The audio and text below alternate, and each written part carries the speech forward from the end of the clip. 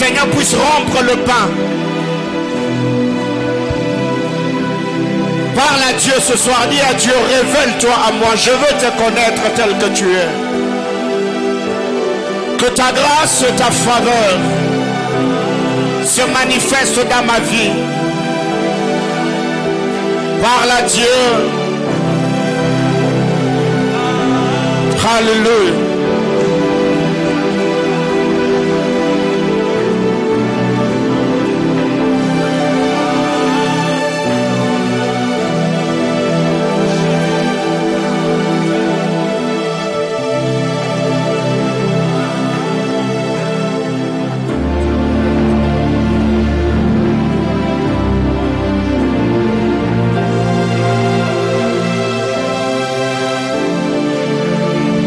Révèle-toi, Abba Père.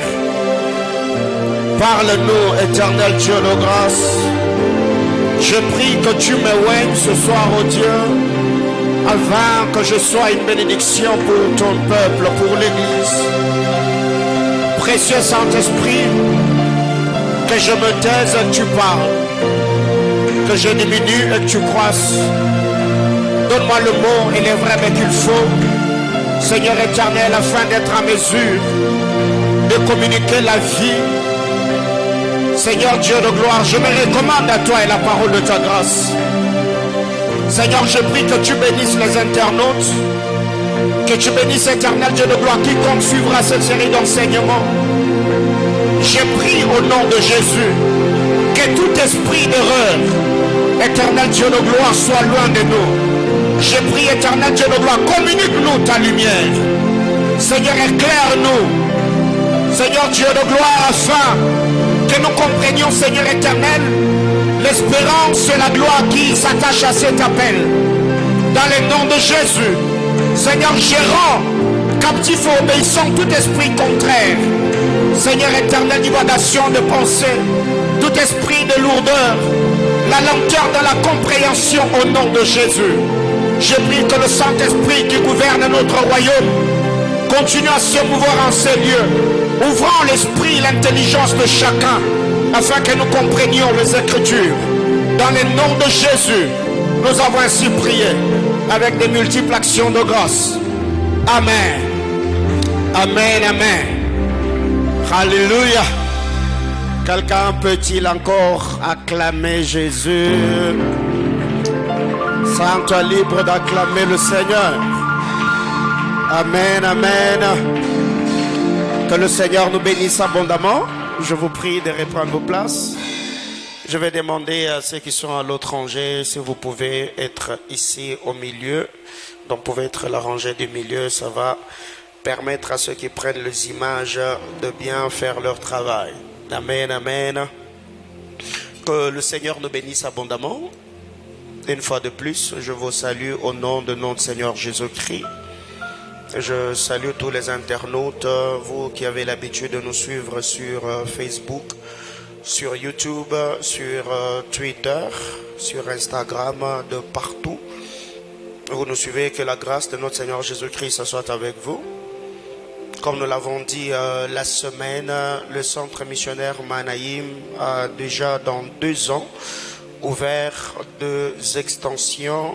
Notre première extension est à Kasumbalesa. Tout le bien-aimé de Kasumbalesa, nous vous prions de vous réunir à nous. Nous prions, nous nous réunissons dans l'enceinte de la salle Giseta, là où il y a la chaîne de télévision Kasumbalesa TV. Il y a le pasteur Jonathan Mouzadi qui fait un très bon travail, un très bon prédicateur de la parole. Je vous recommande cet homme de Dieu et il sera pour vous une très grande bénédiction. Et déjà à Colosie, nous avons une adresse. Dieu étant, déjà la semaine prochaine, nous allons commencer avec le travaux de la construction du temple. Sur ce, nous demandons à tous ceux qui croient en nous, qui croient en la grâce que le Seigneur a déposé sur nous. Vous avez toujours été bénis par notre ministère, par l'onction que le Seigneur a déposée sur nous. De partout vous êtes, si vous êtes au Congo, il y a une affiche que nous avons balancée sur la page Il y a un numéro Airtel Money, M-Pesa, Orange Money. C'est que le Seigneur vous mettra à cœur comme don. Vous pouvez contribuer pour la construction de cet hangar, et tous ceux qui sont à l'étranger, vous pouvez nous écrire, nous laisser un message sur WhatsApp. Il y a un numéro Vodacom sur la page qui est le 0422 40 160 40. Vous pouvez nous écrire. Nous allons vous orienter sur comment nous faire parvenir vos dons. Que le Seigneur, Dieu de toute grâce, vous bénisse abondamment. Alléluia. Aide-moi à dire à ton voisin, sois les bienvenus dans l'univers de la compréhension. Donc ce soir nous sommes dans Unicum, qui veut dire univers de la compréhension. Mais les cultes, nous le savons, nous sommes à l'école de la biche. Et je crois de tout cœur que ce mois de novembre, le Seigneur nous fera énormément du bien par sa grâce. Actes des Apôtres, chapitre 8. Nous lirons à partir du verset 26 jusqu'au verset 39. Actes des Apôtres, chapitre 8, du 26e au 39e verset. On peut honorer la parole de Dieu. Merci. Actes des Apôtres, chapitre 8, du verset 26 au verset 28. Nous lisons ensemble 1, 2, 3, go. Un ange du Seigneur s'adressant à Philippe lui dit, lève-toi et va du côté du Midi, sur le chemin qui descend de Jérusalem à Gaza, c'est lui qui est désert. Il s'éleva et partit. Et voici un Éthiopien, un eunuque, ministre de Candace, reine d'Éthiopie, et surintendant de tous ses trésors, venu à Jérusalem pour adorer. S'en retourner, assis sur son char, et lisait le prophète Ésaïe. L'Esprit dit à Philippe, avance et approche-toi de ces chars. Philippe accourut et entendit l'unique Éthiopien qui lisait le prophète Ésaïe. Il lui dit, comprends-tu ce que tu lis? C'est là où nous avons tiré notre thème. Comprends-tu ce que tu lis? Il répondit, comment le pourrais-je? Quelqu'un ne me guide. Et il invita Philippe à monter et à s'asseoir avec lui. Le passage de l'écriture qu'il lisait était celui-ci. Il a été mené comme une brebis à la boucherie et comme un agneau muet devant celui qui le tond, il n'a point ouvert la bouche. Dans son humiliation, son jugement a été levé, et sa postérité, qui la dépeindra? Car sa vie a été retranchée de la terre. L'eunuque dit à Philippe, je t'ai pris, de qui le prophète parle-t-il ainsi? Est-ce de lui-même ou de quelqu'un d'autre? Alors Philippe, ouvrant la bouche et commençant par ce passage, lui annonçant la bonne nouvelle de Jésus, comme ils continuaient leur chemin, ils rencontrèrent de l'eau. Et l'eunuque dit, voici de l'eau, qu'est-ce qui empêche que je ne sois baptisé? Philippe dit, si tu crois de tout ton cœur, cela est possible. L'eunuque répondit, je crois que Jésus-Christ est le Fils de Dieu. Il fit arrêter le char, et Philippe et l'eunuque descendirent tous deux dans l'eau, et Philippe baptisa l'eunuque. Quand ils furent sortis de l'eau, l'Esprit du Seigneur enleva Philippe, et l'eunuque ne le vit plus, tandis que joyeux, il poursuivait sa route. Parole du Seigneur. Je nous prie de répondre nos places. La presse, arrangez-moi le son s'il vous plaît. Ésaïe chapitre 29, le 11e et le 12e verset. Ésaïe 29, le verset 11 et le verset 12. Je lis au nom de Jésus. Toute la révélation est pour vous comme le mot d'un livre cacheté que l'on donne à un homme qui sait lire, en disant, lis donc cela. Et qui répond, je le puis. Pourquoi? Car il est cacheté. Ou comme un livre que l'on donne à un homme qui ne sait pas lire, en disant, lis donc cela. Et il répond, je ne sais pas lire. Parole du Seigneur. On acclame le Saint des Écritures.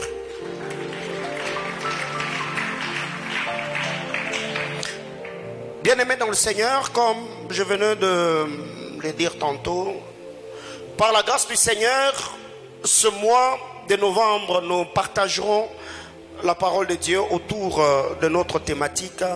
Comprends-tu ce que tu lis?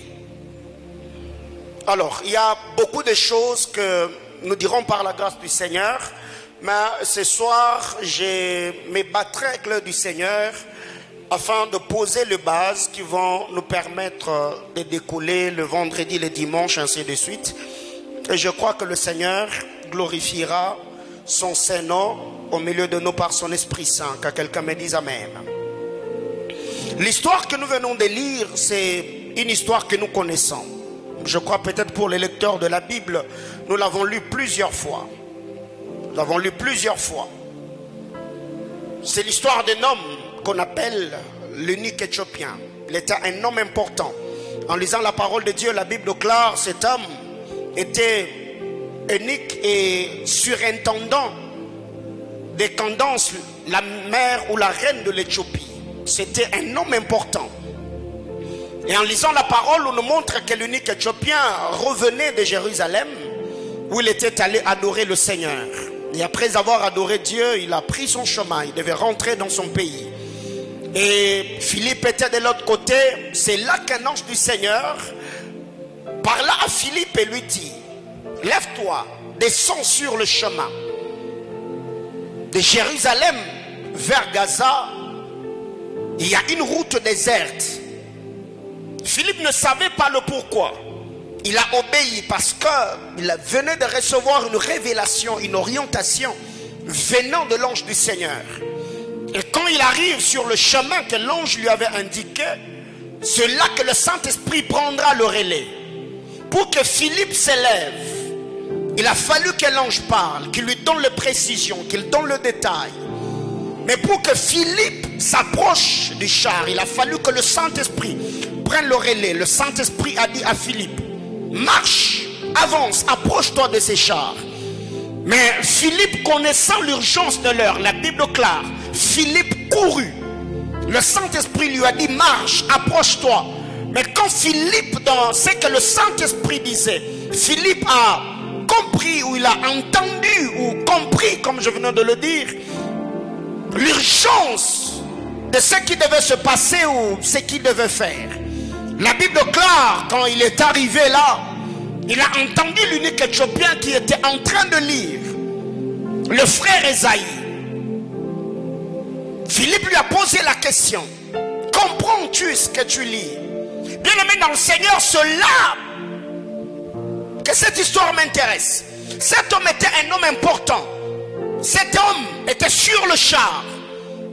Et le char, ce n'est pas lui qui le conduisait, parce que les commentateurs nous disent, quand vous lisez dans la version français courant, la Bible du Semeur, ou encore la version parole de vie, la Bible déclare, il ordonna qu'on arrête le char. Donc l'eunuque avait des serviteurs qui le conduisaient. Et quand Philippe s'est approché du char, la Bible déclare, Philippe a posé la question à cet homme: comprends-tu ce que tu lis? Et j'aime la sincérité, j'aime l'honnêteté de cet homme. Il a dit à Philippe: comment le comprendrais-je si personne ne m'explique? Dans d'autres versions on dit: comment le comprendrais-je si personne ne me guide, si personne ne m'oriente? Bien-aimé dans le Seigneur, il y a un bon nombre de choses qui détruisent notre génération. C'est que tous, nous prétendons avoir la connaissance au même niveau. Bien-aimé dans le Seigneur, le problème n'est pas connaître. Le problème, c'est la quantité de la connaissance dont tu es détenteur. Parce que connaître est une chose, mais le problème n'est pas la connaissance que nous possédons, mais le problème, c'est la quantité ou l'intensité de la connaissance que nous détenons. C'est pour cette raison, si on éteint la lumière en ces lieux, et que c'est la nuit, si quelqu'un entrait avec une bougie, la bougie va éclairer. La lumière fera dissiper une partie du ténèbre de la salle. Mais si quelqu'un d'autre arrivait avec une torche, ça va passer. Mais si quelqu'un d'autre arrivait avec une lampe tempête, ça va encore s'intensifier. Et si on arrivait à allumer la lumière de la salle, vous allez vous rendre compte que la lumière, la salle sera beaucoup plus éclairée. Donc le problème n'est pas avoir la lumière, le problème c'est l'intensité de la lumière. Le problème n'est pas connaître. Le problème, c'est la qualité de la connaissance dont tu es détenteur. Ce qui tue plusieurs personnes, c'est qu'aujourd'hui, beaucoup d'entre nous, nous n'avons plus l'humilité de reconnaître que nous ne connaissons pas tout. Je l'ai toujours dit, on est tous ignorants, mais dans la vie, nous n'ignorons pas les mêmes choses. Toi et moi, on est ignorants. Mais les choses que tu ignores, peut-être moi je ne l'ignore pas. Les choses que moi j'ignore, peut-être toi tu ne l'ignores pas. Le problème, c'est que nous devons être humbles, reconnaissant la mesure de grâce que le Seigneur a déposée sur chacun. La Bible déclare, quand il a posé la question, l'unique Éthiopien lui a dit, je ne peux pas, parce que personne n'est là pour m'aider. Et ce que j'aime dans cette histoire, la Bible déclare, il a invité Philippe à monter sur le char. Philippe a utilisé le texte d'Ésaïe que l'unique Éthiopien lisait. Il a commencé à lui parler de Jésus. Et arrivé quelque part, je crois le vendredi ou le dimanche, je reviendrai sur les textes pour faire l'étude exégétique. La Bible déclare, arrivé quelque part, eh ben, ils ont trouvé de l'eau. L'unique Éthiopien a ouvert la bouche, il a dit à Philippe, écoute monsieur, tu viens de me parler sur beaucoup d'autres choses. L'eau est là, tu es là. Qu'est-ce qui t'empêcherait de me baptiser? Et Philippe lui dit, si tu crois de tout ton cœur, cela est possible. La Bible déclare, il s'écrit en disant, je crois que Jésus-Christ est le Fils de Dieu. Il a reçu le baptême. Alors qu'il sortait des eaux, la Bible déclare, l'Esprit enleva Philippe. Philippe a disparu. Mais ce que j'aime, c'est que Philippe avait bien fait le travail. Philippe avait très bien présenté Jésus. Ce qui justifie le travail fait par Philippe, c'est qu'après le départ de Philippe, l'unique Éthiopien ne s'est pas mis à se plaindre. L'unique Éthiopien n'a pas manifesté de la tristesse. Pourquoi? Parce que mon conducteur, mon pasteur, mon apôtre venait de partir. La Bible déclare, en étant joyeux, il continue à son chemin. Bien-aimés dans le Seigneur, au jour d'aujourd'hui, beaucoup d'entre nous, nous avons fait le travail. Mais le travail que nous avons fait, nous ne l'avons pas très bien fait. Nous avons présenté un peu le côté de Jésus, un peu de l'autre côté, on a un peu parlé de nous. Ce qui fait qu'aujourd'hui, au lieu que le peuple de Dieu soit attaché à la personne de Jésus, l'église est beaucoup plus attachée à l'homme de Dieu. Pourquoi? Parce que quand papa n'est pas là à l'église, il y a des gens qui ne viennent pas. Quand papa est en déplacement, plusieurs personnes restent dans leur maison. Mais ce que j'aime dans cette histoire, le travail fait par Philippe, après que Philippe soit enlevé, la Bible déclare, l'unique Éthiopien, il n'a pas commencé à se lamenter, il ne s'est pas inquiété du fait que Philippe n'était plus là, parce que c'est lui qu'il avait besoin de rencontrer. Jésus-Christ de Nazareth venait de lui être présenté par Philippe, et le reste, il a continué son chemin. J'entends quelqu'un me dire amen. Bien-aimés dans le Seigneur, retenons qu'en lisant la parole de Dieu, dans le texte, je l'ai dit hier à l'école du ministère, le texte de Proverbes chapitre 25, le verset 2. La Bible déclare, la gloire de Dieu est de cacher les choses, et la gloire de roi est de sonder les choses. Bien-aimés frères, cette portion d'écriture est très profonde. La gloire de Dieu est de cacher les choses. Dieu se glorifie en cachant les choses. Mais la gloire de roi est de sonder les choses. Autrement dit, la gloire de Dieu est de voiler les choses. Et la gloire de roi est de dévoiler les choses. C'est qu'ici, il y a un Dieu qui cache et des hommes qui dévoilent ou qui mettent à découvert ce que Dieu a caché. Mais c'est quoi le problème? Qu'est-ce que Dieu cache au fait? Le problème, ce n'est pas caché. Parce qu'avant de mettre à découvert ce qui est caché, la première des choses, on doit connaître l'objet ou la chose qui est cachée avant de le découvrir. C'est pour cette raison, quand vous lisez la parole de Dieu, dans Daniel chapitre 12, le verset 4, le Seigneur, quand il parle à Daniel, il dit, seule la parole, cache-le, cache la parole, parce qu'à un temps donné, plusieurs liront la parole et la connaissance augmentera. Donc le Seigneur, dans sa manière de faire, le Seigneur aime se cacher. Je crois dans cette série d'enseignements, je parlerai de ténèbres de Dieu. Le Seigneur aime se cacher. il se cache, il cache la parole, il cache la révélation. Et nous, le travail que nous devons faire, c'est d'aller faire de recherches, c'est de prier, c'est d'avoir la lumière pour finir par comprendre ou mettre à découvert ce qui a été caché par le Seigneur. Mais il y a un détail, la Bible déclare, la gloire de Dieu est de cacher les choses et la gloire du roi est de sonder les choses. Le problème est que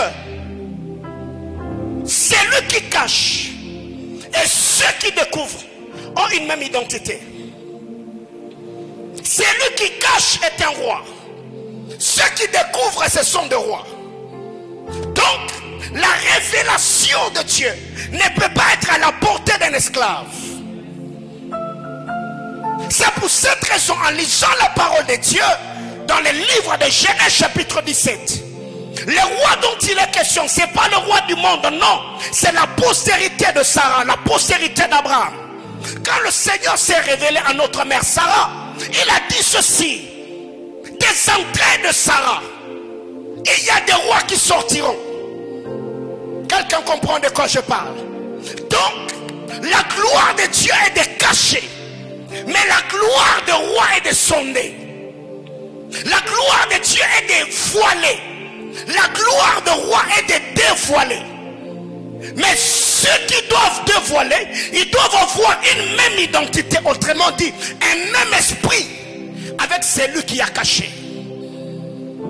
Est-ce que jusqu'à-là quelqu'un me comprend? Il est question d'identité. Dieu cache. Il y a quelqu'un qui arrive pour dévoiler ce que Dieu a caché. N'est-ce pas, il est dit dans Jean chapitre 1er, au commencement était la parole. La parole était avec Dieu. Et la parole était Dieu. Alléluia. Au commencement était la parole, n'est-ce pas? La parole était avec Dieu. Et la parole était Dieu. Et quand vous lisez la parole de Dieu, le Seigneur Jésus-Christ nous dira: la parole est esprit. Or, ce qui est esprit, ça n'a ni chair, ni os. Quelqu'un me comprend? Je suis dans Jean chapitre 6. Ce qui est esprit, l'esprit n'a ni la chair, ni l'os. Presque, donnez-moi Jean chapitre 6, le verset 63. Jean chapitre 6, le 63e verset.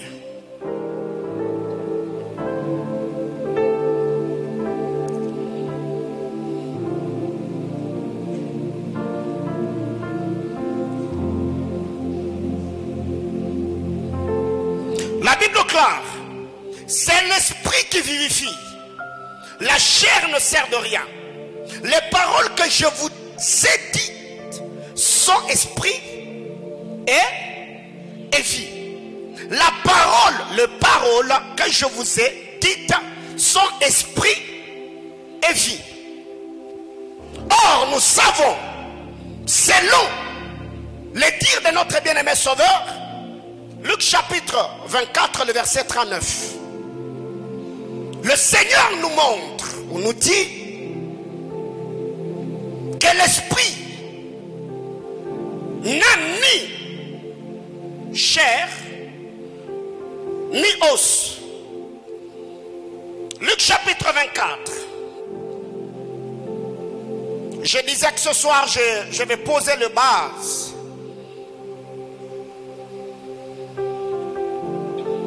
Luc chapitre 6, le 24, le verset 39. Il est écrit: voyez mes mains et mes pieds, c'est bien moi, touchez-moi et voyez. Un esprit n'a ni chair, ni os, comme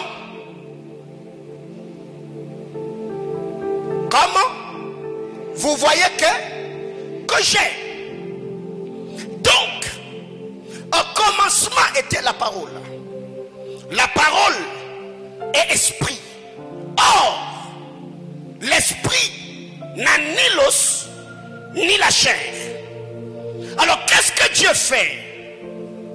Jean chapitre 1, le verset 14. La Bible clare. La parole a été faite chair. Donc, l'esprit n'a ni os, ni chair. Autrement dit, l'esprit n'a pas d'habitation. L'esprit n'a pas d'habit. L'esprit n'a pas d'enveloppe. Mais qu'est-ce que Dieu fait? Dieu vient faire une maison à l'esprit. Et c'est quoi la maison? C'est quoi l'habitation? C'est quoi l'enveloppe de l'esprit? C'est la chair. La Bible clare. La parole a été faite chair. Pour que la parole habite au milieu des hommes, la parole devait se faire chair. La parole devait avoir une enveloppe. La parole devait avoir une maison. La parole qui est esprit devait avoir un vêtement. Pour que ces vêtements permettent à la parole d'habiter parmi les hommes. Alléluia. Quelqu'un est là jusqu'au là. Alors qu'est-ce qui arrive? De ces qui précèdent, on peut conclure en disant la parole a précédé l'écriture. Comprends-tu ce que tu lis? Ce que nous lisons, c'est l'écriture. Mais quand on arrive à comprendre l'écriture, c'est la révélation derrière l'écriture qui est la parole qui donne la vie.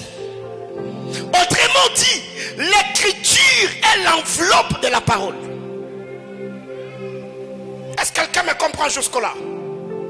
L'écriture est la maison de la parole. L'écriture est l'os ou la chair de la parole. Parce que la Bible déclare, au commencement était la parole. La parole était avec Dieu et la parole était Dieu. Mais pour que la parole habite au milieu de nous, la parole s'est fait chair. La parole a eu une enveloppe. La parole a eu un corps. Dieu arrive. Il donne à Moïse la parole. Il parle à Moïse, lui donnant les lois. Il y aura ceci, il y aura cela. Israël obéira à ceci, à cela. C'est d'abord la parole que Dieu communique. C'est quand Moïse prend la parole, il ne met pas écrit que la parole qui était esprit, les paroles ont maintenant un support que nous avons appelé le table. Quelqu'un me comprend? Mais avant que la parole soit posée sur le table, la parole n'avait pas une habitation. La parole n'avait pas une maison. La parole n'avait pas une enveloppe. C'est que là, je soutiens ce que je viens de dire, que la parole a précédé l'écriture. Parce que l'écriture est écriture parce qu'il y a la parole. Autrement dit, la parole c'est ce que Dieu a dit. Et l'écriture c'est ce que nous avons écrit de ce que Dieu a dit. Quelqu'un est là jusqu'au là? Ok. Alors le problème est celui-ci. Beaucoup d'entre nous, nous n'arrivons pas à connaître le Seigneur parce qu'on se limite qu'à l'écriture. Alors que la vie n'est pas dans l'écriture. La vie nous l'avons quand on déchire l'écriture pour avoir accès à la révélation qui est derrière l'écriture. Quelqu'un me comprend jusque là? Ok. Allons. Je suis au désert avec les enfants d'Israël. Il y a le rocher. Israël a soif, n'est-ce pas? Il y a le rocher. Dans le rocher, il y a de l'eau. Mais pour que les rochers donnent de l'eau, il a fallu que les rochers soient frappés. Autrement dit, que les rochers se déchirent pour que l'eau sorte. Donc, le rocher est l'enveloppe qui contenait de l'eau. Mais pour que l'eau qui est dans le rocher puisse sortir, il a fallu qu'un prophète se tienne devant le rocher avec un bâton, qu'il frappe le rocher pour que l'eau qui est dans le rocher puisse sortir. Autrement dit, pour avoir de l'eau, on doit commencer par déchirer le rocher pour que le rocher nous donne l'eau qu'elle contient. Vous êtes là? Alors, je peux avancer? Est-ce que je peux avancer? Alors ici, je dirais ceci. Pour avoir accès à la parole, on doit déchirer l'écriture.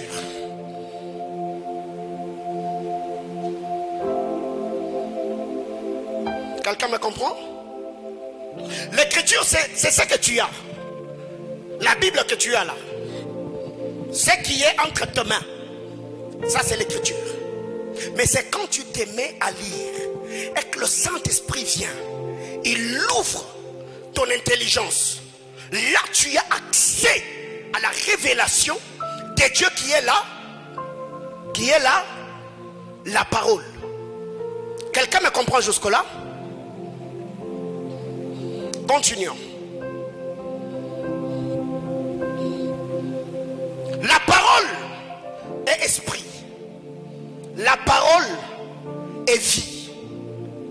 Mais pour que la parole qui est esprit puisse habiter parmi nous, la parole doit avoir une enveloppe. La parole doit avoir un corps. C'est ce que Dieu a fait. La parole vivait dans l'éternité et la parole ne pouvait pas, la parole qui est esprit, venir dans le temps sans avoir un support. Non, le Seigneur par sa grâce, il a permis que la parole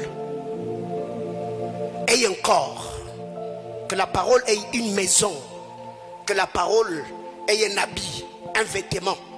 Et la parole est venue. La parole a habité au milieu de nous. Ça, c'est ce que l'apôtre Jean nous dit. La parole, au commencement, il était avec Dieu. La parole était Dieu. Elle a habité parmi nous. Elle était pleine de grâce et de vérité. Nous avons contemplé sa gloire comme la gloire du Fils unique sorti du Père. Alors, qu'est-ce que j'ai à dire ici? Comment alors arriver à comprendre ce que nous lisons? Que devons-nous faire pour avoir accès à la révélation? Ou encore, que devons-nous faire pour accéder à la compréhension, à l'illumination ou à la révélation de la parole de Dieu? La lecture. Dis à ton voisin la lecture. Il faut lire la parole. Ou encore, il faut lire l'écriture. Acte chapitre 8, le verset 28. Pour que l'unique Éthiopien soit aidé par Philippe, l'unique Éthiopien était en train de faire quoi? Il a lisait. Il lisait la parole. Même s'il ne comprenait pas ce qu'il lisait. Parce que la lecture en soi, c'est le premier pas que nous faisons dans le Torah. Je suis dans le livre d'Ézéchiel. Pour que le Torah s'approfondisse et que ça devienne une source dans laquelle Ézéchiel est en train de nager, l'eau devait d'abord commencer au niveau des chevilles. C'est le premier pas dans la connaissance de la révélation de la parole de Dieu, ou dans la compréhension de la révélation. C'est que si tu ne sais pas vivre ou avoir l'expérience de l'eau au niveau des chevilles, ça n'arrivera jamais au niveau du genou, ça n'atteindra jamais la hanche et ça ne deviendra pas des eaux profondes dans lesquelles un homme peut nager. C'est pour cette raison que la Bible nous dit: connaissons et cherchons à connaître l'éternel. Parce que la connaissance de Dieu est graduelle. Quelqu'un me comprend? De la même manière, quand on était à l'école maternelle, à l'école primaire, il y a des choses qui étaient impossibles dans le calcul. Mais quand on est arrivé aux humanités, les choses qui étaient impossibles à l'école primaire, aux humanités, le temps, l'âge, la croissance les ont rendus possibles. Alléluia. Connaissons et cherchons à faire quoi? À connaître. Donc, le premier pas dans la compréhension de la parole de Dieu, c'est la lecture. Parce que quand vous lisez la parole de Dieu, dans Daniel chapitre 12, le verset 4, que je venais de citer, la Bible déclare, c'est la révélation. Car au temps marqué, plusieurs la liront et la connaissance fera quoi? Augmentera. C'est que la connaissance ne peut qu'augmenter que dans la lecture. Ce qui fait qu'il y a beaucoup de gens aujourd'hui qui prient beaucoup mais qui lisent moins. Ce qui fait que quand nous faisons face à un bon nombre d'adversités, les mêmes personnes qui avaient la vie de prière, ils peuvent commencer à tergiverser. Même leur prière n'est pas aussi profonde, n'est pas aussi efficace.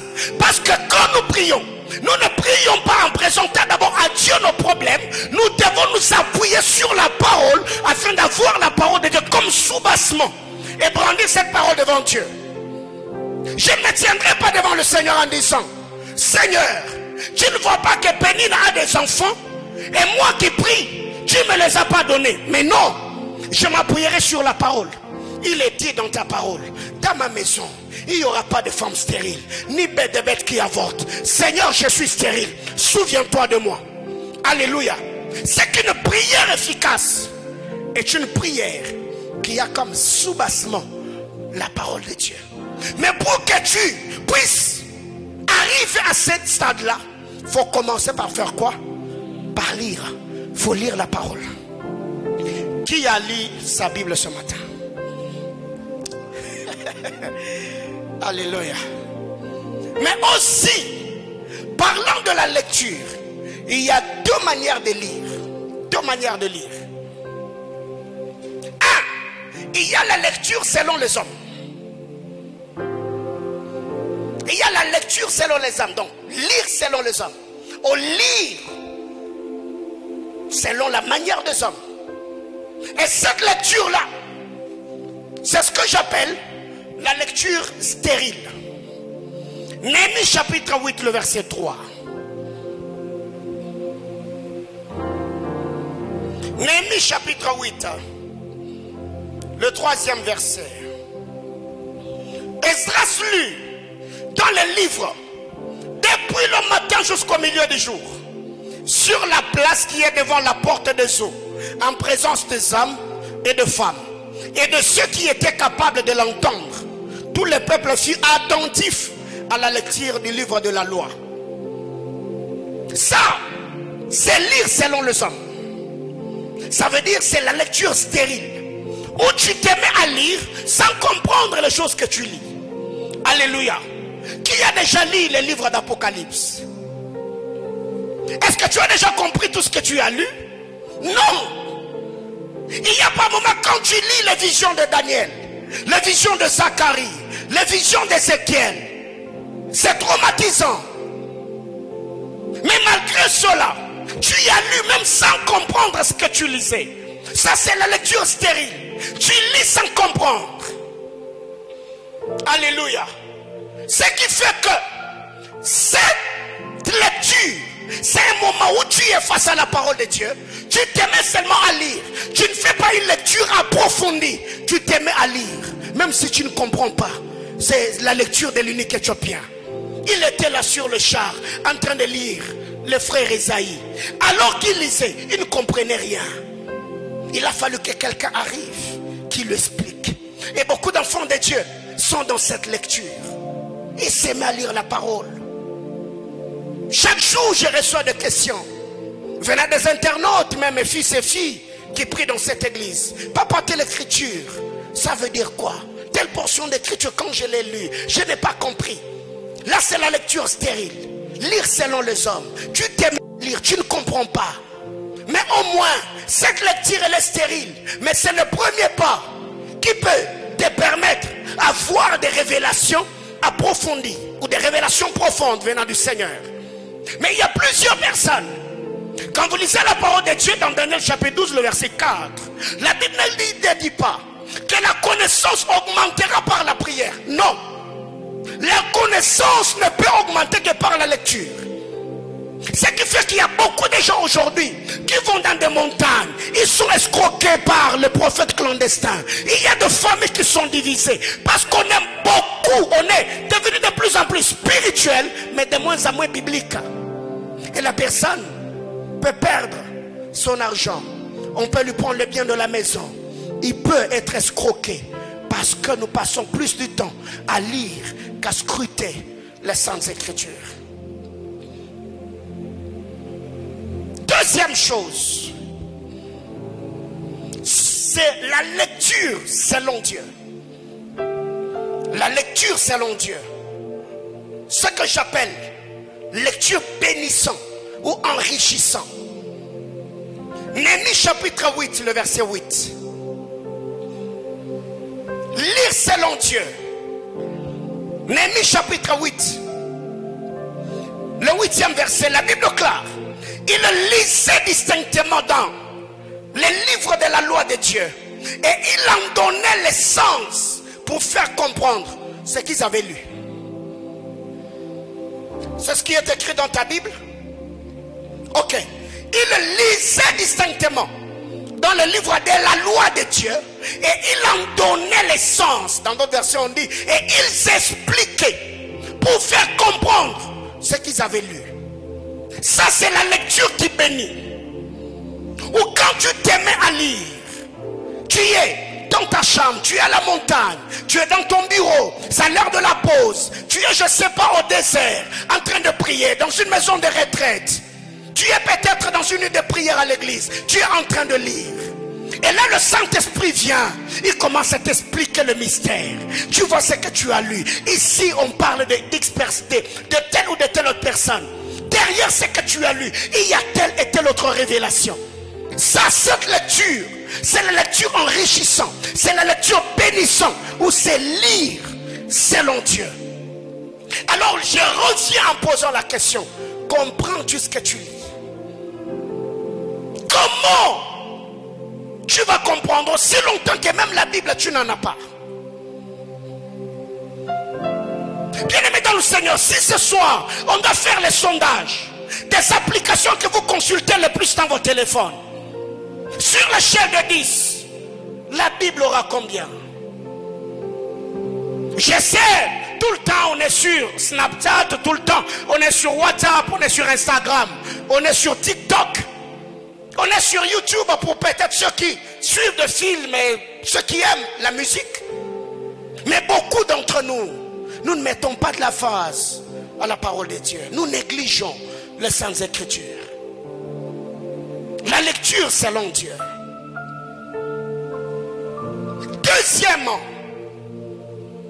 comment parvenir à la compréhension ou à la connaissance des Écritures? 2.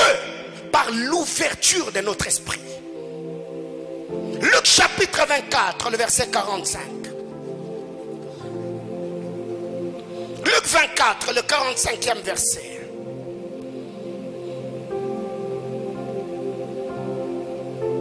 C'est sur le chemin d'Emmaüs. Alors, il a ouvert l'esprit afin qu'il comprisse les Écritures. Jésus est sur le chemin d'Emmaüs avec les disciples. Ils étaient inquiets. Jésus s'approche et leur pose la question. Pourquoi vous êtes tristes? Ils ont répondu à Jésus. Tu es le seul dans ces contrées qui ne connaissent pas ce qui s'est passé. Et Jésus leur a posé la question. Il y a quoi? Ils ont dit non. Est-ce que tu n'as pas entendu parler de Jésus-Christ?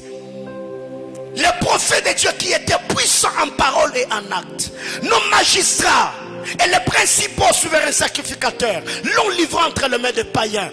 On l'a crucifié. Et nous on espérait que c'est lui qui allait libérer Israël, la Bible clare, Jésus commençant à leur expliquer la parole. Partant de la loi de Moïse aux prophètes.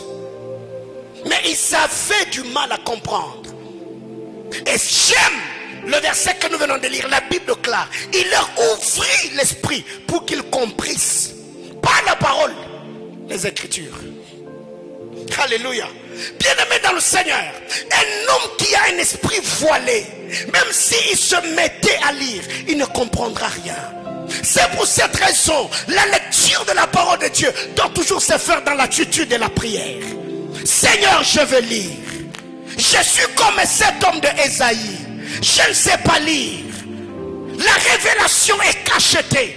Avant que je n'ouvre ta parole, j'ai pris que toute la lourdeur dans la compréhension me quitte. Donne-moi la compréhension, la lumière, l'illumination spirituelle pour que je comprenne les vérités mystérieuses, les vérités profondes de ta parole. Au nom de Jésus-Christ, par le Saint-Esprit, j'en suis prié. Amen. Et là, tu ouvres la Bible, tu commences à lire. Bien-aimé, il y a des moments où j'ai fait ce genre de méditation. À Kinshasa, à un moment, je crois les années 2004-2005, j'avais des nuits de méditation où j'allais à l'église pas pour demander comment voir un esprit, donner des dates de naissance des gens et le numéro téléphonique. J'ai passé des moments en train de lire et je lisais à haute voix. C'était une lecture stérile, mais ça m'aidait. Quand je lisais, ça rafraîchissait ma mémoire. Mais il y a un moment, je me mettais là, Seigneur, j'ai besoin de comprendre. J'ai besoin maintenant que la méditation que je fais puisse m'enrichir, puisse me bénir. Illumine les yeux de mon cœur. Je veux voir la gloire qui se cache derrière ta parole. Et là, le Saint-Esprit vient, il t'explique. Au point où tu tombes sur une révélation, tu as même envie de dire à Dieu, Dieu, que Dieu te bénisse. Alléluia. Bien aimé, je ne sais pas si ça vous est déjà arrivé. C'est beau, c'est glorieux. Quand un homme est visité par Dieu, wow, c'est beau. C'est enrichissant, c'est bénissant. La Bible claire, il leur ouvrit l'esprit pour qu'ils comprissent quoi? Les Écritures. Troisièmement, nous avons besoin d'être guidés. On a besoin d'être guidés. On a besoin d'être orientés. On a besoin de quelqu'un qui peut nous expliquer. Cette explication, c'est ce que j'appelle la circoncision de l'oreille spirituelle. Quelqu'un qui peut venir, il circoncit ton oreille. Quelqu'un qui peut venir avec la collyre, il le met sur tes yeux et les écailles tombent. Tu peux commencer par voir, aborder les Écritures d'une certaine manière. Et cet homme-là, c'est là pour toi. Ce que Gamaliel était pour Paul, ce que Barnabas était pour Paul. L'orientation. Acte chapitre 8, le verset 31. L'honnêteté de l'unique Éthiopien. Il a dit ceci à Philippe. Comment comprendrai-je l'écriture si personne ne m'explique, si personne ne me guide? Et ici, on peut être guidé de plusieurs manières. Un homme de Dieu qui a plus d'expérience dans les choses de Dieu. Il est équipé, il est oint, il a sur lui l'onction ministérielle. Il peut t'aider à comprendre les Écritures. 2. Un ange peut apparaître et te donner des vérités profondes. À l'instar de Daniel. Daniel chapitre 9, le verset 22. Un ange du Seigneur est apparu à Daniel. Il lui a expliqué, il lui a communiqué la compréhension des visions que Daniel avait reçues. 3. C'est le Saint-Esprit.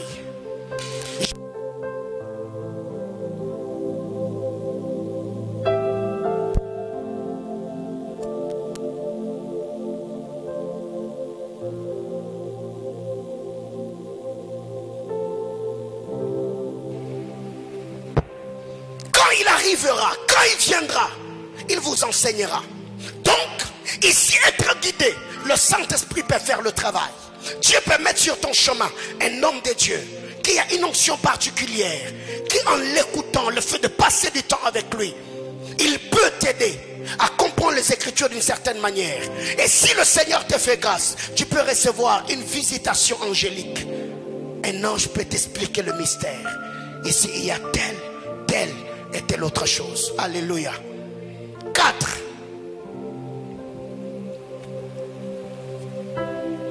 Là, je suis déjà en train de chuter pour ce soir.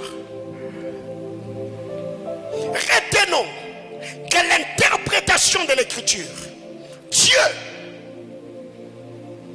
est le seul interprète de sa parole.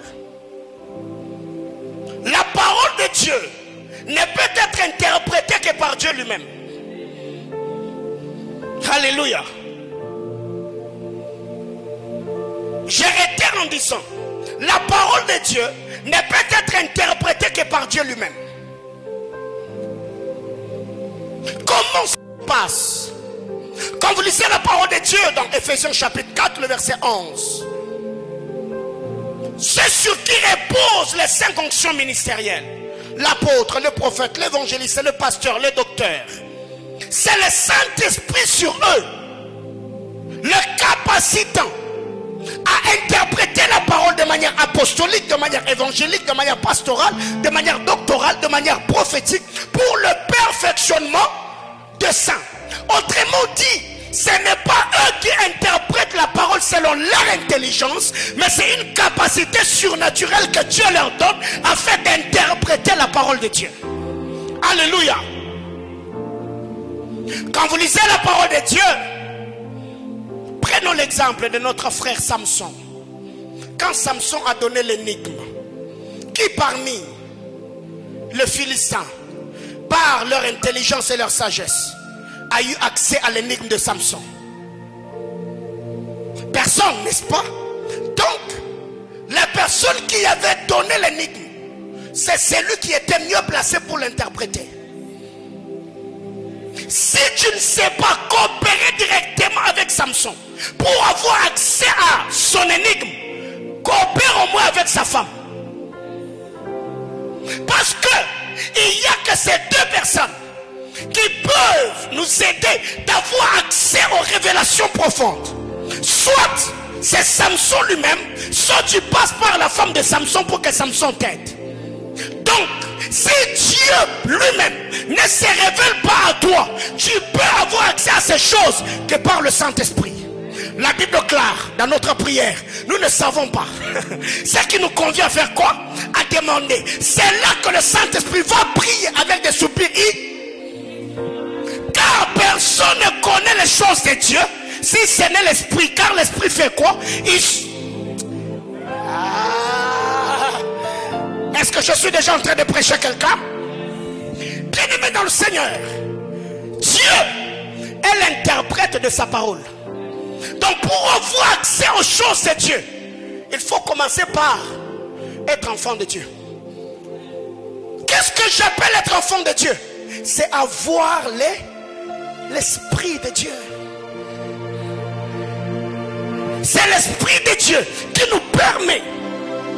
Oh mon Dieu, oh mon Dieu, oh mon Dieu. Alors qu'est-ce qui arrive? La Bible déclare. Oh Seigneur.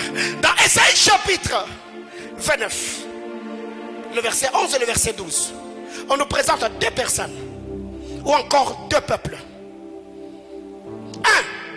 On nous présente un homme qui savait lire.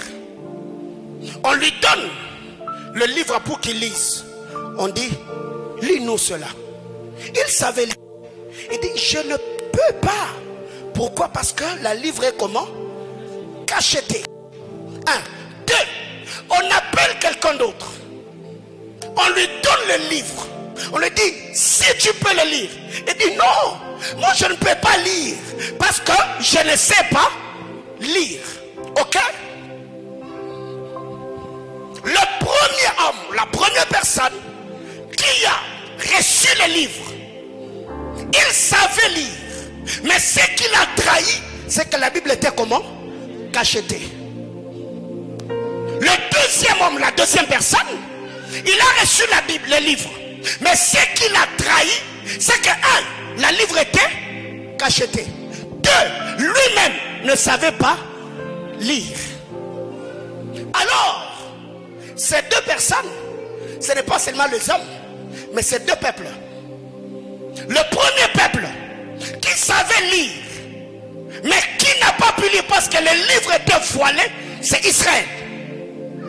Le deuxième peuple qui ne savait pas lire, c'est nous, les gentils, parce qu'on était étrangers aux promesses d'alliance.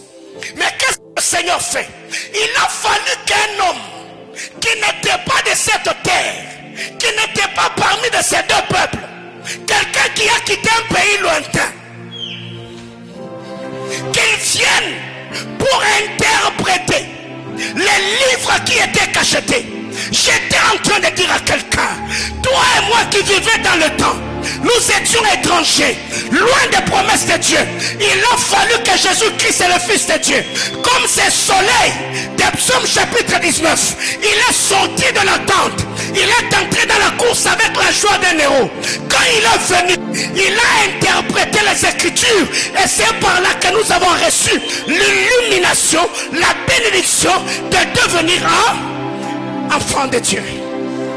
Alléluia. Pose la question à ton voisin. Comprends-tu ce que tu lis? Malgré l'intelligence et la sagesse de Philistins, ils n'ont pas pu interpréter l'énigme du prophète Samson. Bien-aimés frères, Daniel chapitre 2, le verset 11. La Bible déclare, Dieu vient, il donne une révélation au roi. Le roi rassemble le mage, il rassemble les satrapes, tous les magiciens babyloniens. Il leur a dit, écoutez, j'ai fait un rêve, mais le rêve m'a échappé. Bien aimé, écoutez, quand Dieu veut te faire du bien, il peut compliquer la situation pour révéler l'incompétence. Est-ce que je peux prêcher comme je le sens? Alléluia. Le roi dans son sommeil, Dieu vient, il lui donne un songe. Or, Job chapitre 33, 14 à 16, la Bible déclare, Dieu parle cependant d'une manière, tantôt d'une autre. Alors Dieu vient, il donne au roi Nebuchadnezzar le flash. Wow. Il reçoit le flash, mais à un moment Dieu vient, il récupère le songe. Le roi est resté avec l'odeur du songe, mais sans le contenu. Il appelle ses serviteurs. Il dit, j'ai eu un songe la nuit, mais le songe m'a échappé. Alors vous, donnez-moi le songe. 2, donnez-moi l'interprétation. Quand vous lisez le verset 11 de Daniel chapitre 2, la Bible déclare ces hommes-là. Ok, donnez-moi Daniel. Ce que le roi demande est, il n'y a personne qui puisse le dire au roi, excepté le Dieu, dont la demeure n'est pas parmi les hommes. Donc, la personne qui est censée donner ce genre d'interprétation, il doit être un super homme, autrement dit, un homme qui ne vit pas parmi les hommes. Alors, là rentrons chez le frère Esaïe. Le livre est là, le livre est cacheté. Moi je veux dire, si seulement vous enlevez ou dévoilez, ôtez la voile, je peux lire. J'étais en train de dire ceci. Quand Dieu veut te faire du bien, il peut compliquer la situation pour présenter l'incapacité des autres afin de te qualifier. Quelqu'un comprend de quoi je parle? Ok.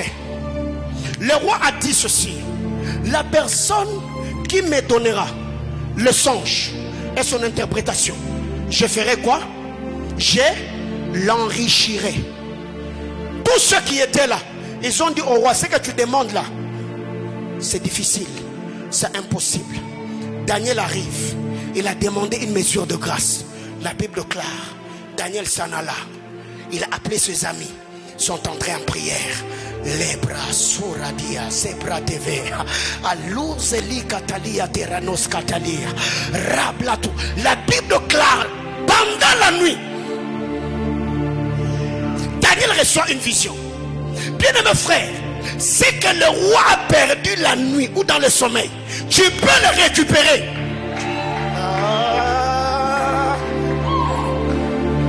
Le roi avait perdu son songe où? La nuit 1. De 2, c'était dans le sommeil. Pour que Daniel récupère ce que le roi avait perdu, Daniel a prié. Mais pour que le roi reçoive le songe, le roi n'avait rien fait. Le roi s'est endormi. Dieu lui a donné une révélation. Mais pour que Daniel récupère ce que le roi avait perdu, Daniel s'est mis à prier. Et la nuit, Daniel récupère. Bien-aimé, ma prière devant le trône de Dieu, que cette nuit soit une nuit de récupération. Je disais que cette nuit soit une nuit de récupération. Récupération de grâce, récupération de dons, récupération de saisons, récupération d'opportunités. Ce que tes parents ont perdu comme grâce, ce que ta famille a perdu comme opportunité, je prie au nom de Jésus-Christ, c'est le Dieu que je sers, que cette nuit, que Dieu se révèle à toi, qu'il te donne des révélations profondes et mystérieuses. Je libère ces paroles de grâce sur quelqu'un au nom puissant de Jésus. Et j'entends quelqu'un me dire amen. Reprends ta place. La nuit, Daniel reçoit une vision.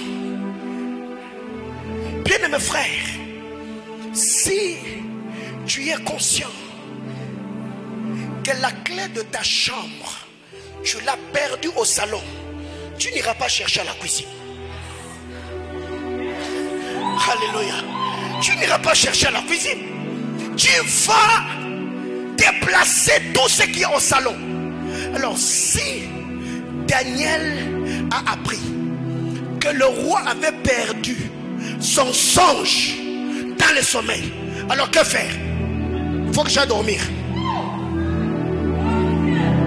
Après avoir bien, mais je fais le lit, je parfume le lit, je change les têtes d'oreiller, je me mets le Seigneur, je prie et demande à Dieu. La Bible déclare par la foi et la persévérance, il y a des hommes qui ont hérité des promesses. Je prie que les bénédictions qui planaient sur ta famille, que plusieurs n'ont pas pu saisir, au nom de Jésus-Christ c'est le Sauveur, je prie que Dieu te connecte à la bénédiction de tes ancêtres, que Dieu te connecte à la bénédiction de tes pères. C'est que plusieurs n'ont pas reçu, c'est que plusieurs n'ont pas saisi. J'ai pris que la bénédiction d'alliance te réclame à cette saison.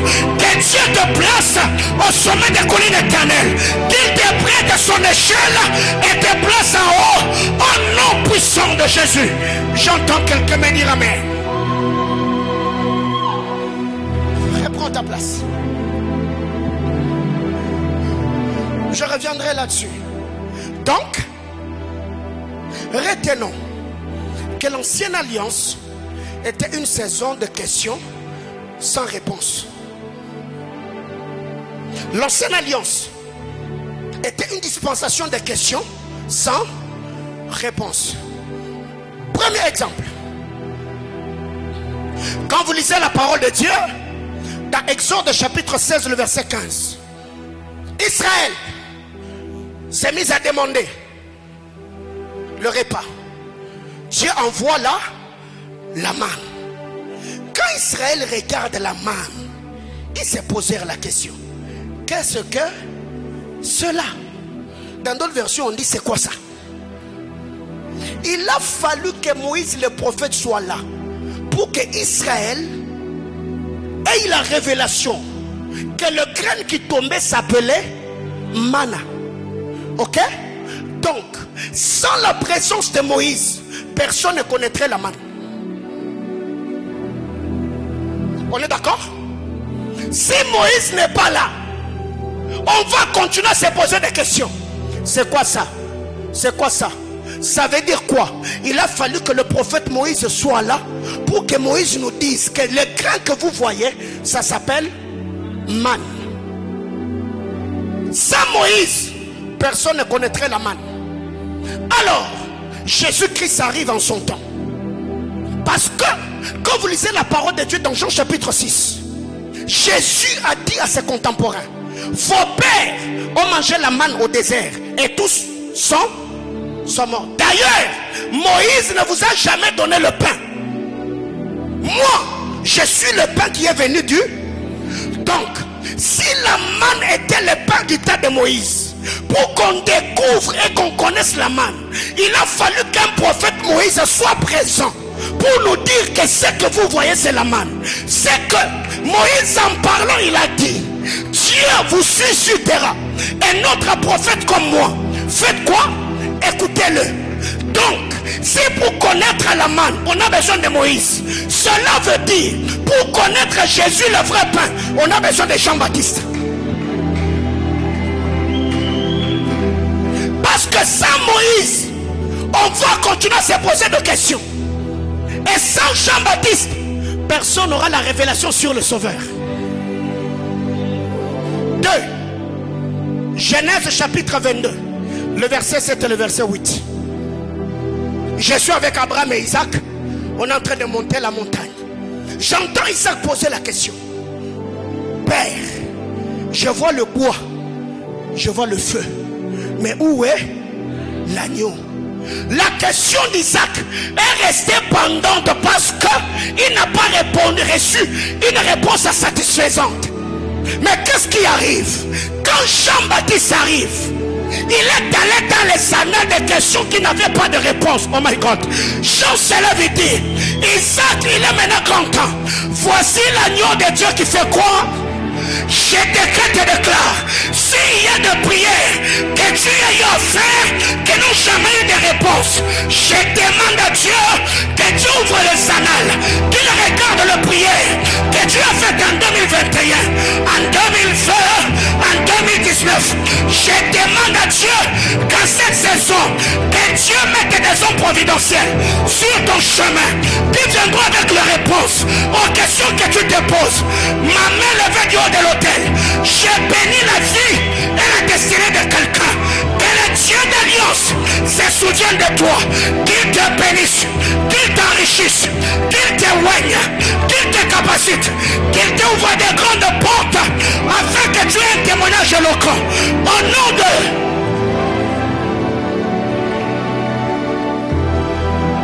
Reprends ta place. Alors ma question est celle-ci. Comprends-tu ce que tu lis? Alléluia. Isaac est parti sans être satisfait. Quand Jean arrive, il dit, écoutez, voici l'agneau de Dieu. Bien-aimé frère, j'ai pris que Dieu mette sur ton chemin des personnes qui ont ce que je n'ai pas. Oh, oh, oh, oh, oh, oh. Le grâce que moi je n'ai pas, que Dieu suscite même dans cette commission des hommes qui viendront comme complément de ce que je n'ai pas, afin que ta joie devienne comment? Parfaite. Je me tiens ici en ma qualité de prophète de Dieu. Je demande au Dieu d'alliance qu'il se souvienne de toi, que Dieu regarde tes larmes et qu'il mette fin, que Dieu puisse ôter ton opprobre et que Dieu t'honore, que Dieu ôte la confusion et te donne ce que tu désires, que Dieu te sort du tâtonnement, que Dieu brise le cercle vicieux, car la Bible déclare, il est le maître de temps et de circonstances, au nom puissant de Jésus.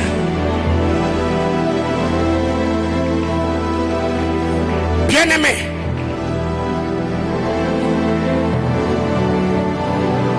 je suis en train de chuter et je sens que dans quelques minutes on va prier. La manne, la Bible dit, c'était le grain de coriandre. La manne, c'était de graines de coriandre. Donc, pour que la manne nous donne la farine et que la farine nous donne du pain, il a fallu que l'on prenne la manne, le grain, qu'on les mette sur des meules, qu'on puisse déshabiller la graine. Ok? Ouais. On devait prendre la manne, le grain de coriandre, on le met, on le place sur des meules. On commence à travailler dessus. La manne, le grain de coriandre devait se séparer d'avec leur carapace. Donc, pour que la graine donne la farine et la farine nous donne du pain, la graine devait être déshabillée de son habit.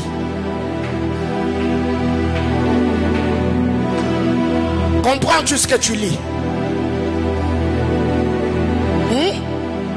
Est-ce que tu comprends toujours ce que tu lis? Donc, on prend la graine, on met cette graine sur...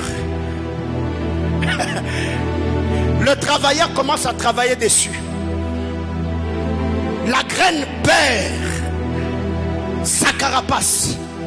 Et après avoir perdu cette carapace, la graine devient la farine. Et la farine nous donne le pain. Il s'est fait que quand Jésus vient au monde, les mages reçoivent la vision. Quand ils arrivent dans la crèche, ils ont trouvé que l'enfant était émailloté, l'enfant était habillé, l'enfant était couvert. Quand Jésus est habillé, il est le Jésus, le Dieu des Juifs. Mais c'est quand il s'est... Est-ce que tu comprends toujours ce que tu lis? Quand Christ est habillé, il est le Dieu des Juifs. C'est les Juifs qui le réclament. Mais il a fallu qu'on puisse le déshabiller, qu'on le mette sur la meule de la croix et qu'on puisse le crucifier, afin que la bénédiction d'alliance... Aïe, aïe, aïe, aïe, aïe.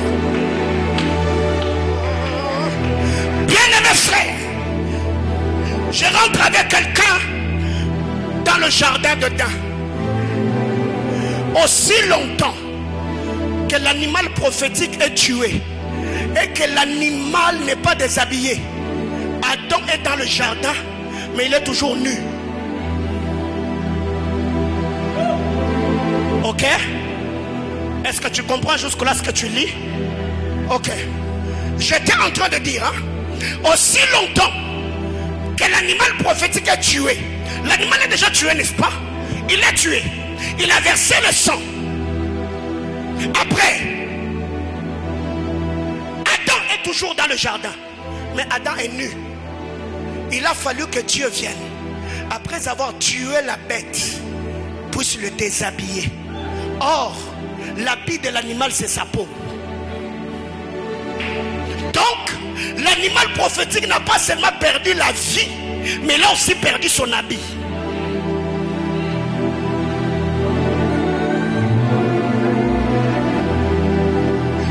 Frère, la terre, Dieu l'a maudit. Mais avant qu'Adam ne sorte, la terre doit boire ou avaler le sang d'un innocent. C'est Adam qui avait péché. C'est Adam qui avait touché un arbre défendu. L'animal n'avait rien fait. L'animal n'a même pas connu les coups de C'est pourquoi le frère Esaïe me dit, le châtiment qui nous donne la paix est tombé sur lui. J'étais en train de dire à quelqu'un, aussi longtemps que la manne a son habit, Adam est toujours là. Israël pleure, Israël meurt de faim, mais il a fallu qu'un travail se fasse, qu'on puisse déshabiller. Alors qu'est-ce qui arrive? La Bible me dit, Jésus-Christ de Nazareth, quand il est allé à la croix, il était l'écriture, il était l'enveloppe. En lui, il y avait la vie. Or, Moïse nous dit que la vie de l'animal est où ça? Dans son sang. Alors, Jésus est là. Il monte sur le bois de la croix. Il dit, est-ce que vous pouvez me donner de l'eau? L'homme dans la méchanceté, il prend le vinaigre, il donne au fils de l'homme. Mais quand on l'a percé au côté, ce que l'homme ne lui a pas donné, c'était sorti de lui. Il a demandé de l'eau, on ne lui a pas donné. Mais quand on a percé au côté, l'eau qu'il demandait était en lui. J'étais en train de dire à quelqu'un que les hommes te boudent, que les hommes te privent, que les hommes soient égoïstes. C'est que les hommes ne t'ont pas donné, le Seigneur le fera sortir en toi. Je suis en train de parler de Joseph. Si tes frères ont pris la tunique de leur père dans la maison de Potiphar, Potiphar, il y aura une tunique qui te conviendra. Même si la femme de Potiphar aura la méchanceté pour te retirer la tunique de son mari, dans la prison, il y aura une tunique à ta taille. J'étais en train de dire à quelqu'un, même si la tunique de la prison est une tunique qui ne te permettra pas de vivre ce que tu as vu dans la maison de ton père, il y aura une tunique dans le palais royal. J'étais en train de dire à quelqu'un, Joseph, la seule fois, l'unique fois où Dieu permettra que les hommes voient ta nudité, c'est quand tu es sur le marché. Dès que tu es...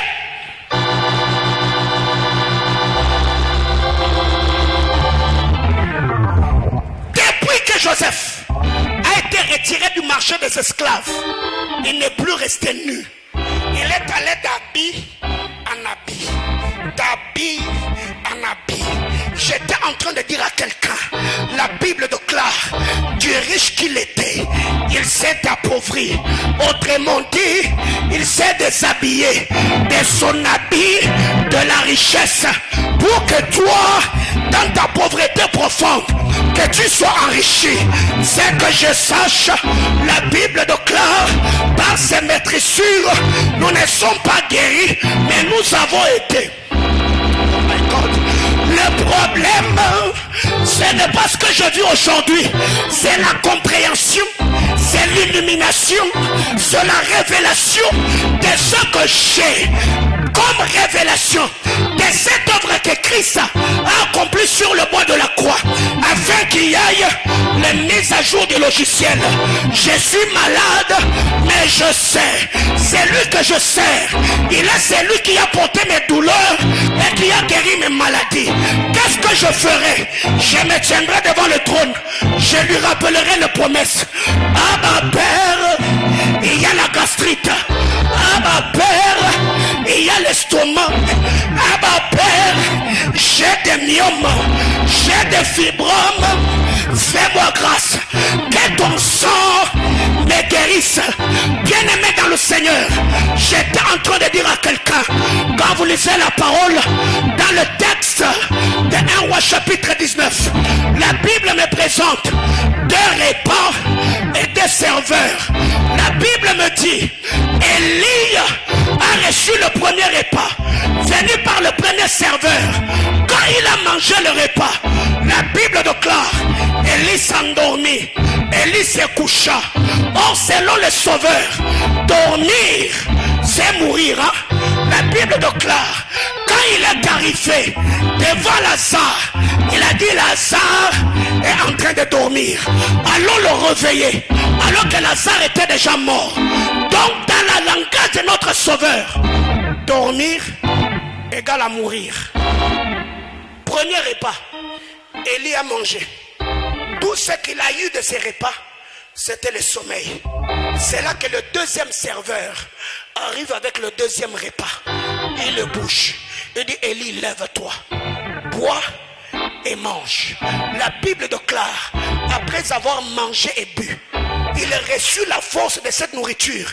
Il marcha pendant 40 jours et 40 nuits jusqu'à la montagne d'Horeb. Le premier repas, ce n'est rien d'autre que la loi. Le premier serveur, ce n'est rien d'autre que Moïse. Quand il est venu avec tous ceux qui ont goûté au premier repas, ils sont morts. Mais quand Jésus arrive, il dit, je suis le serveur par excellence. C'est lui qui est venu avec le repas de la vie, le repas qui donne la force, le repas qui donne la vigueur.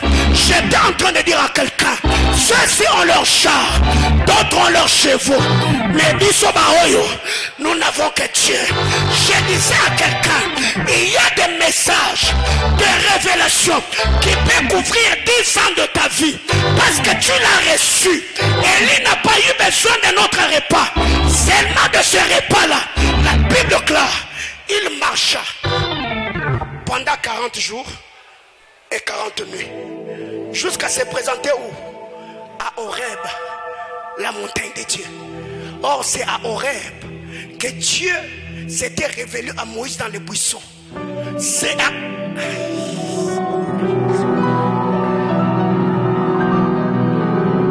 Bien-aimés frères,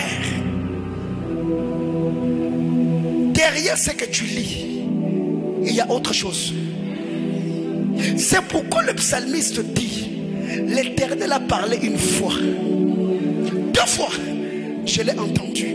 Parce que dans ce que Dieu dit, il y a ce qu'il voulait dire. Donc, ne te limite pas qu'à l'écriture. Déchire l'écriture et trouve la parole. Parce que l'écriture c'est l'enveloppe. Je dirais que l'écriture c'est le corps, Jésus. Mais la parole c'est l'esprit qui habite dans le corps de Jésus. Parce qu'on l'appelle Jésus Christ. Jésus est l'écriture. Le Christ est la parole. Le oin, le Mashiach. Bien-aimés frères, alors ma question est celle-ci. Comprends-tu ce que tu lis? Il y a des révélations quand tu leur tu te dis, oh my God, Seigneur, qu'est-ce que je méritais? La gloire de Dieu est de cacher les choses. La gloire de roi est de sonder les choses.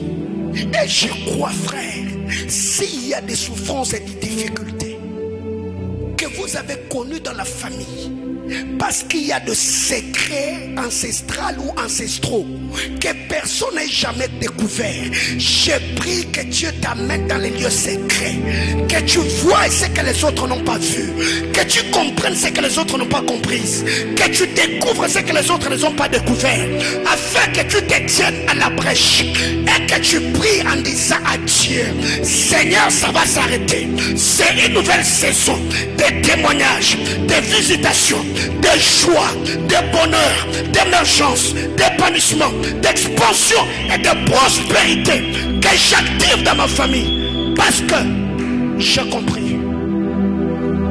La compréhension dans le pouvoir. Vous connaîtrez la vérité.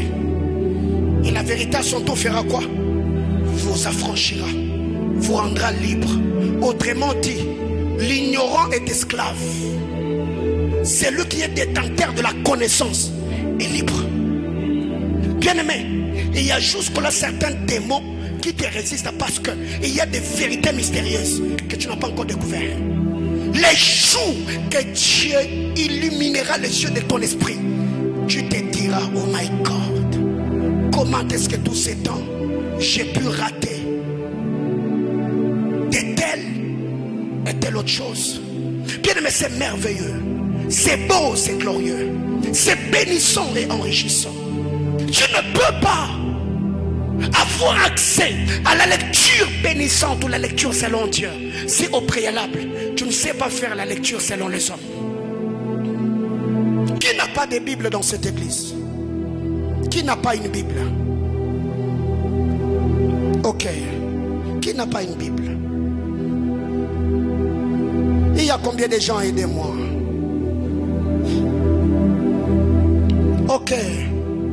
Ce soir, ce que l'on va faire, après avoir donné les offrandes, je vais mettre un panier ici. Tout ce que tu as, on va déposer dans le panier, afin que ça nous permette, déjà demain ou vendredi le matin, qu'on nous achète des Bibles, que l'on va remettre à ceux qui n'ont pas de Bible dans cette église.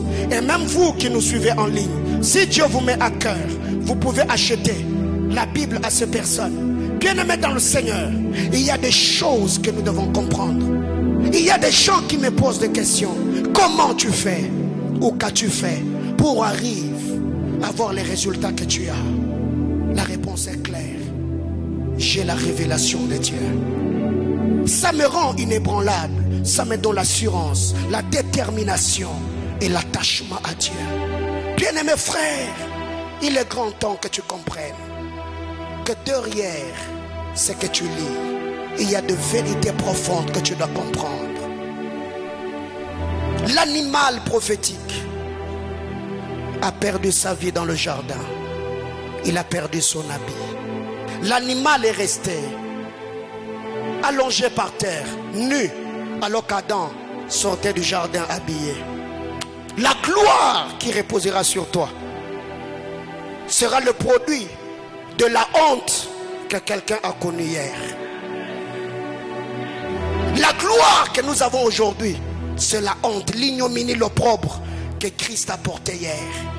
La vie que tu as aujourd'hui, c'est le produit ou les retombées des douleurs d'une femme qui a souffert dans la salle technique pour te donner la vie.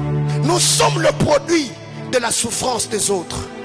Aujourd'hui, le français que tu parles, c'est le suaire de quelqu'un. Il y a un homme qui a travaillé durement pour que vous soyez scolarisés. Bien-aimés frères, c'est la vie. Ce que tu es aujourd'hui, il y a quelqu'un qui a payé le prix hier pour que tu le deviennes. C'est pour cette raison que la Bible déclare, c'est les parents qui amassent leurs richesses pour leurs enfants. Et eux aussi, quand ils seront parents, ils amasseront des richesses pour leurs enfants. Bien-aimés frères, la question que je pose, comprends-tu ce que tu lis? Comment le comprendre si tu n'es pas guidé?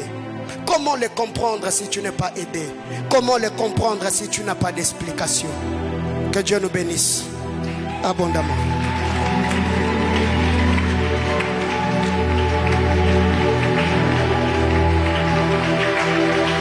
Comme je le dis, tout ce que j'ai dit aujourd'hui, c'était l'introduction. Le vendredi, on ira encore dans les eaux profondes. Car après cette série d'enseignements, je voudrais que le centre missionnaire Manaïm, que Dieu nous amène à un autre palier.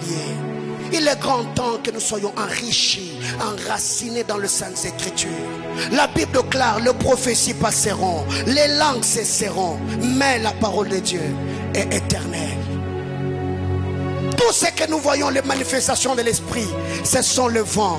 Comme David qui dit, toutes les vagues et les flots sont passés sur moi. Hier, nous avons connu de Catherine Kuhlman et tous ceux qui ont travaillé dans la voie de la guérison, le Branham, le John Wesley, le Charles Finney. Ce mouvement-là est passé. Nous avons connu le mouvement d'Azusa Street avec Papa Seymour. La dispensation, c'est lui qui est venu restaurer l'autel du parlant d'autres langues à l'église. Aujourd'hui, c'est la voie de la guérison. Ça passera aussi. Dans cette nation, nous avons connu le mouvement de la délivrance avec la servante de Dieu, Elisabeth Olangi, paix à son âme. Aujourd'hui, c'est le vent prophétique qui bat le plein. Demain, le mouvement prophétique passera, mais la parole de Dieu. Bien-aimés frères, c'est pourquoi dans cette église, je ne peux pas m'hasarder à me positionner ou bâtir l'église sur la manifestation de l'esprit. Non, je suis prophète, on voit, on prophétise, on annonce les oracles de Dieu. Mais Manaïm, c'est l'école de la parole de Dieu, les révélations profondes et mystérieuses qui doivent être prêchées. Lèvons-nous s'il vous plaît, on va prier le Seigneur. Pendant 5 minutes, je voudrais que tu parles à Dieu, que tu dises à Jésus, révèle-toi, parle-moi.